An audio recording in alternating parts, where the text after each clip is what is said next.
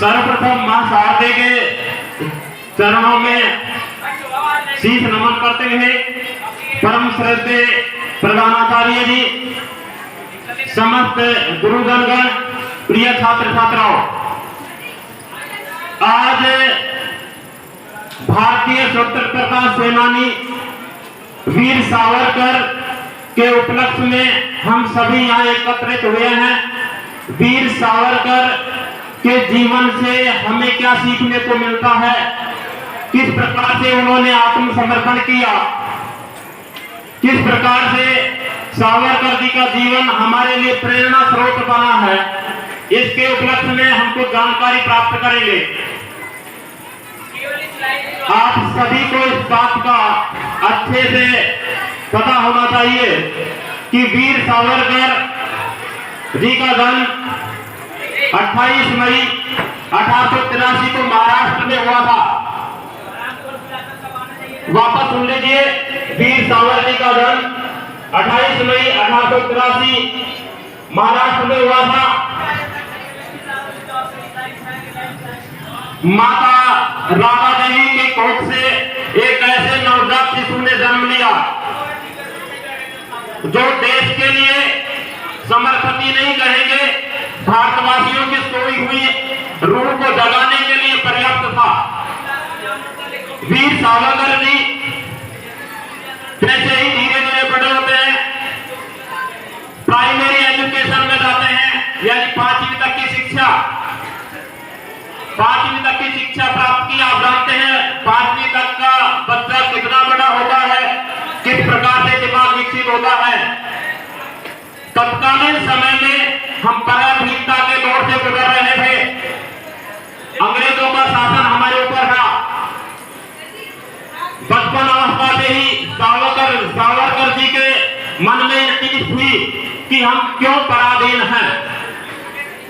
एक 5वीं क्लास का बच्चा किस प्रकार से अपने विचारों को आगे बढ़ा सकता है। वीर सावरकर जी ने, जिनका पूरा नाम विनायक दामोदर सावरकर जी है, विनायक दामोदर सावरकर जी पूरा नाम है इनका। इन्होंने स्वतंत्रता का परचम पहनाया और जो मैं बात कर रहा था 1857 की क्रांति, उसके ऊपर वीर सावरकर जी ने एक पुस्तक लिखी, 1857 का पहला स्वतंत्रता समर, जिसको अंग्रेजी सरकार ने जब्त कर लिया, क्योंकि उसमें उन्होंने ऐसे तथ्य सामने रखे थे जिससे कि भारतवासियों को आंदोलन करने में काफी योगदान मिलेगा, अपनी स्वतंत्रता के लिए काफी कुछ हद तक संबल प्राप्त होगा। परंतु अंग्रेजों की शुरू से ही नीति रही थी दमनकारी नीति। सावरकर जी ने इस दमनकारिता का किसी प्रकार का कोई अपने ऊपर प्रभाव नहीं पड़ने दिया। जैसे अंग्रेज उनको दबाते, उनका दमन करते, उनकी स्वतंत्रता की भावना और तेज प्रखर होकर के निकलते थे। कुछ समय पश्चात जैसे जैसे वो आगे बढ़ते रहे, कठिनाई से जूझते रहे, और सावरकर जी ने ब्रिटेन में जाकर के वकालत की पढ़ाई शुरू की। वहां भी भारतीय स्वतंत्रता समर में उन्होंने अपना योगदान देते रहे, अपने विचारों को आगे बढ़ाते रहे। भारतवासियों को वहां से ही वो पत्र लिख करके स्वतंत्रता के प्रति और अंग्रेजी सरकार या अंग्रेजों की जो नीति चल रही थी उसको भली प्रकार से बताते रहे। लॉर्ड कर्जन, जो भारत में विनाशक शासक बनकर के आया था, उसके बारे में भी सावरकर जी ने अच्छे तरीके से भली भांति प्रकार से अध्ययन किया और उनके दमनकारी नीतियों का भारतीयों के सामने खुलासा किया। इस प्रकार से उनका स्वतंत्रता जीवन एक श्रेष्ठ आधार पर चलता रहा। उनको काला पानी की सजा पर विचारों का प्रवाह नहीं थम रहा था। काला पानी की सजा जानते हैं, काल कोठरी में बंद कर देना। वहां पर भी उनके विचार दिन प्रतिदिन अग्रसर होते रहे और उन्होंने जिस कोठरी में उनको सजा दी गई थी, बंद किया गया था, उसमें ही 1000 लाइनें भारतीय स्वतंत्रता के लिए लिख डाली थी। तो आप देखिए, स्वतंत्रता का मतलब यह नहीं होता है रण क्षेत्र में जाकर ही लड़ाई करना। विचारों के माध्यम से भी लोगों को जागृत करना, यह एक श्रेष्ठ आधार है। आप देखिए, वीर सावरकर जी ने काल कोठरी में बंद होकर भी 1000 लाइनें दीवार पर लिखी थी, कील से उकेर करके। इनके जीवन का, इनके स्वतंत्रता का जितना भी बखान किया जाए कम है।